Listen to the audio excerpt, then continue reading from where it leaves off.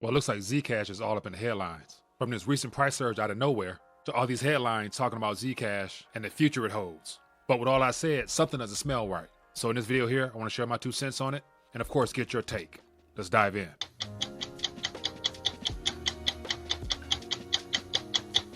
All right, so I want to take a minute, share my 2 cents on this whole Zcash pump and the fact that privacy is now a talking point in the mainstream headlines, and in particular Zcash. And so just out of sheer curiosity, I decided to do some deep dive investigative type of work just to ask some simple questions. And if everything is centered around privacy, then of course Monero, being numero uno, is being silenced, but then again it hasn't received the same level of attention as Zcash, and so clearly there's something suspicious behind that. And I think it has a lot to do with institutional adoption and the deceptive practices of trying to steer people towards price appreciation with Zcash so that at some time down the line, they can perhaps dump it on the Joe and Jane that's chasing some profits right now. Just more so because the overall crypto market has been somewhat flatlined, given that gold and silver has gotten a lot of attention. And so people need ways to stir hype in order to make profits so that they can pump and dump. And so it's been, what, almost 3 years now since we've actually had a somewhat altcoin mania where people just invest in anything that goes up and then you dump it last minute. And so now, will Zcash be the same thing? I don't know, but I want to just walk through some headlines here, share my 2 cents, and of course get your take. So as always, if you guys want to see short, quick takes like this, hit that thumbs up button to show your support for the channel, and then drop a comment down below. Let me know your take on this matter or any other subject matter that you find important. And then also, if you're new, make sure you subscribe and hit that bell notification so you stay plugged in. And if there's any value share at all, which of course there will be, take it and share it so more people can get an alternative perspective on what's trending in the news. Okay, so let's jump right in. So as of today, here we have the last year's activity with Zcash. And so right now, Zcash is number 11, ranked 11 out of all the thousands, if not, I don't know, maybe a million or so different projects that have been created since 2009, with of course Bitcoin being the first. But if you just look at this chart here to see that literally all this activity has taken place literally, and if I just go back to this chart here, we're looking at the end of September where everything decided to just go ballistic. And so prior to that, for the last year, it was flat. I mean, completely flat. No activity whatsoever, to the point where it was at a recent low, a year low, at about 29.31. So to go from 29.31 all the way up above 600 says a lot within a year. And then if you look at the last month, from a low of 194 up to 719, it looks like November 7th, it's consolidated a little bit, but then again, trending back towards 700. And so it got me to wondering why exactly now and who's doing this. And so the best way to get a overall synopsis as to what's happening is just to ask a simple question.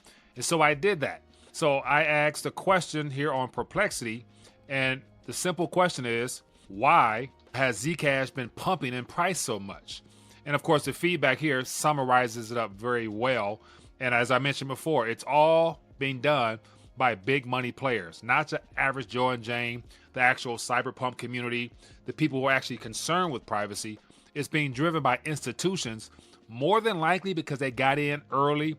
They probably spent millions, if not $1 billion or so, accumulating over the last several years. And now what they've done is their small investment has turned into 5, 6, 7, 8 times X what they put in. And so literally at some point when they get done riding this wave, say if Zcash get to $1,000 a coin, you bet they're gonna dump it and dump it hard. So that's just something to be aware of. But real quick here, I'll give you an idea as to what it's saying on the back end. It says, Zcash has experienced a significant surge in price recently, jumping from $50 to nearly $700 in just a few months, with the gains sometimes exceeding 1,000%. This dramatic price move is driven by several key factors, according to Perplexity. It says here, a renewed interest in privacy coins, institutional accumulation, technology and use cases, technical market factors, social and community momentum.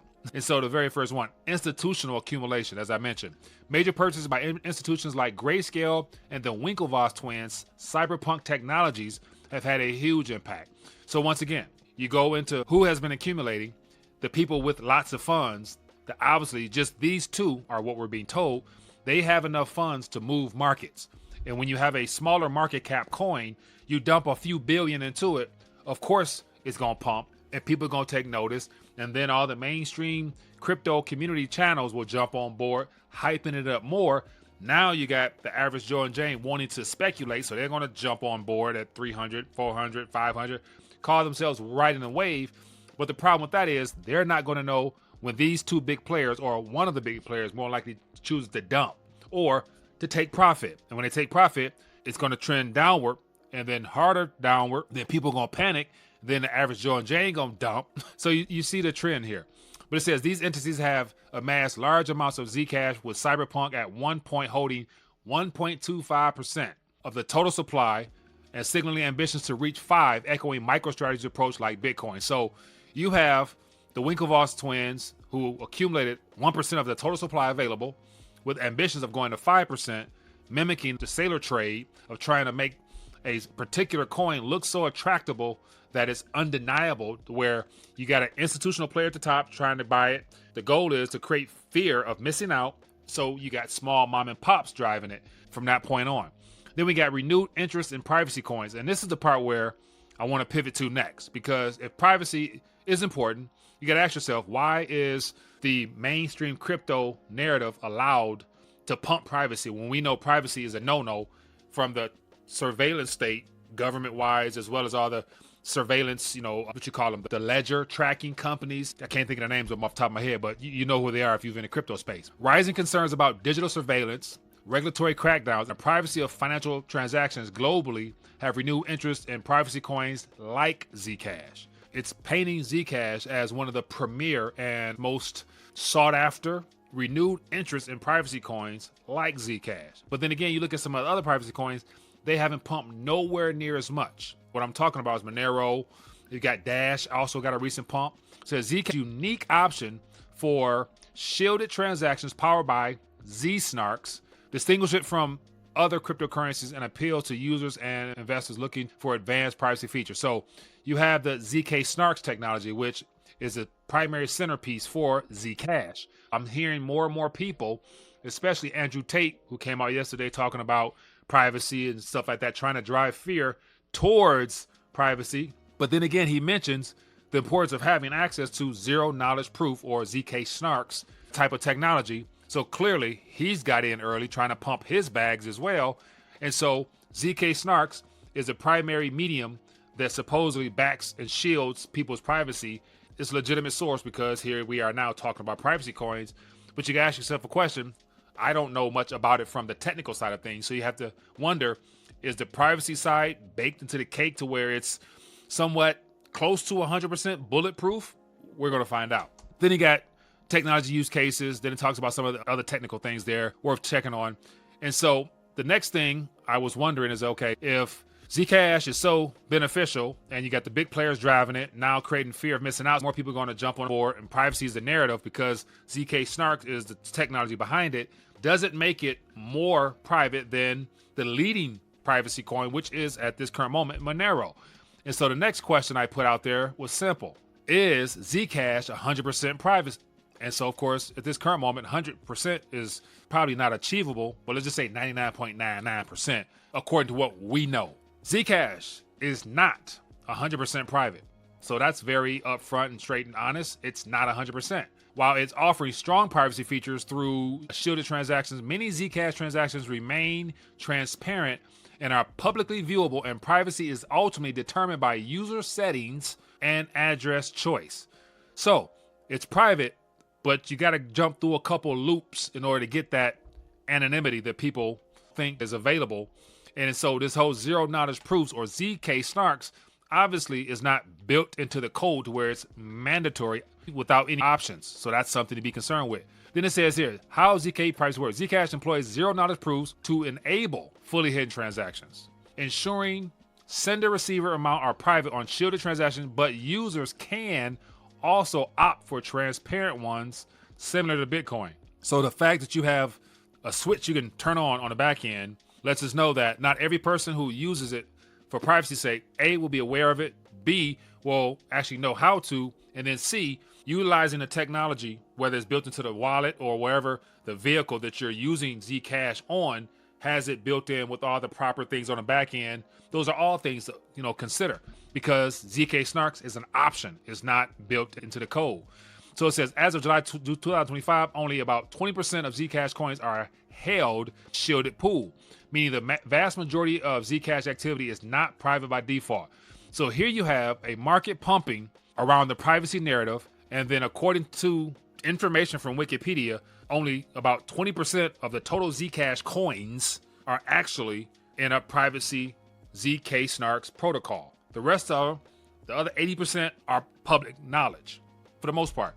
So that right there is misleading. But then again, it doesn't matter because it's all about the pump and dump type of thing. It says selective privacy explained. Zcash supports both transparent and shielded addresses, allowing users to choose privacy or compliance depending on their needs. Shielded transactions, encryption so they cannot be traced, but transparent transactions remain visible to anyone on the blockchain. So that, my friends, is the difference between true privacy and the perception of privacy. And it's done by flicking on an option to have it shielded or not. That's a problem. But then again, it doesn't matter, because at this current moment, when you have markets driven by institutions that are trying to create the fear of missing out, with within just the last week, it going up 14.2% from a low of 431 to 705. So within a 7-day period, so we have November 11th, it bottomed out at 431 up to the peak of November 15th of $705. That 300 or so swing was enough for people to not even care or concern themselves with privacy, because they don't want to miss out on price action. Because the crypto community right now is so down and out, because Bitcoin isn't doing what they anticipated to do with, the idea of the Fed supposedly cutting, but they're pivoting now. Then you got all the government shutdown. You got all these risk-on problems the world's facing. The crypto community wants Bitcoin to pump so that it can get to that 200 million, the way that the headline stories would like us believe, which of course those numbers will probably be achievable once the spigot is cut on and they flood the world with currency. But between now and then, there's no way for people to speculate and make proceeds in this type of environment where everything is relatively calm, except for Zcash. And so that leads me to wonder, when we talk about privacy, is private to the point is where we can get it as private as possible. And so I said, is Monero 100% private? Once again, knowing that nothing is 100%, let's just say 99.99 according to what we know. That's just the way to start. It says Monero is considered one of the most private cryptocurrencies. So when we start off with Zcash, it said Zcash is not 100%, but it is not guaranteed to be 100% private in all real-world scenarios. It uses advanced technologies, ring signatures, confidential transactions, and stealth addresses to hide the sender, receiver, and transaction amount in every transaction, making tracing extremely difficult compared to other cryptocurrencies like Bitcoin or Ethereum. Privacy is enforced by default, and transparent transactions are not possible on the Monero blockchain. And so that right there is a key distinction when it comes to privacy. One is fully transparent and a threat to the establishment, I believe. And the reason I say a threat, because we all know that the powers that be attempted to offer a reward for anybody that can crack the code or give up information on how to make things more visible. And what am I referring to? Let's go back to 2020, September 10th, where it says the IRS offers $625,000 bounty to anyone who can break Monero and the Lightning Network. It says the United States IRS has announced a bounty. So that right there lets you know that if they're going to put money on the table, then I would assume, there's no guarantees, I would assume that they perhaps have had some difficulties to where they want to acquire the talents of the cyberpunk/hacker community to see if they can either get some assistance, or once again, that's just an option. Or on the other side of this, it could be one lie and a ploy to get people to think that it's not private. So therefore, people can really buy into it. And the perception would be that it's uncrackable, untraceable. So once again, it's two different narratives. It's up to you to determine whether or not Monero is closest to bit private, time will tell. But once again, whenever you take your fiat and you go through some exchange, whether it's essentially exchanged, and you get into Monero, more than likely the internet activity somehow, some way, whether your IP address or something, is trackable and traceable. So just keep that in mind.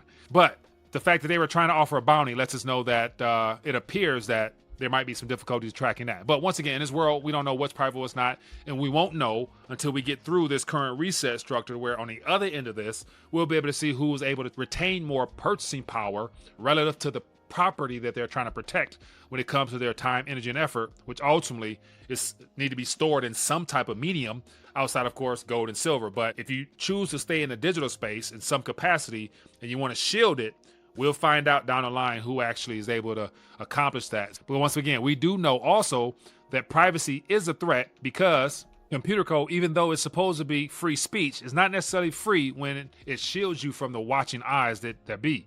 And so a good example is just recently, the Samurai Wallet developers sentenced to 5 years in prison for unlicensed money transmitting. So once again, you got individuals that created a scrambler that allowed people to mix funds and to obfuscate it from the public eyes, and to then be able to distribute it in whatever means the users wanted is, once again, not tolerable. And so the fact that they're making an example out of a guy named Keon Rodriguez was sentenced to 5 years in prison last Thursday for his role in creating a Bitcoin mixing service that prosecutors say was used to launder $237 million in dirty money. So we know the cover is dirty money, but it's the idea of the eyes and ears not being able to see coin, which was intended to be a surveillance coin. When they can't see a surveillance coin the way that it was intended, they got a problem. And so they made an example of one individual by giving them 5 years for just writing computer code. So once again, these are some things we're paying attention to. Here to hear what you guys think. If you found value, hit that thumbs up, drop a comment down below. Let me know your thoughts on what else other protocols might be of interest to you, because once again, these are all things that fascinate me, so I try to do my due diligence to understand it as best as I can.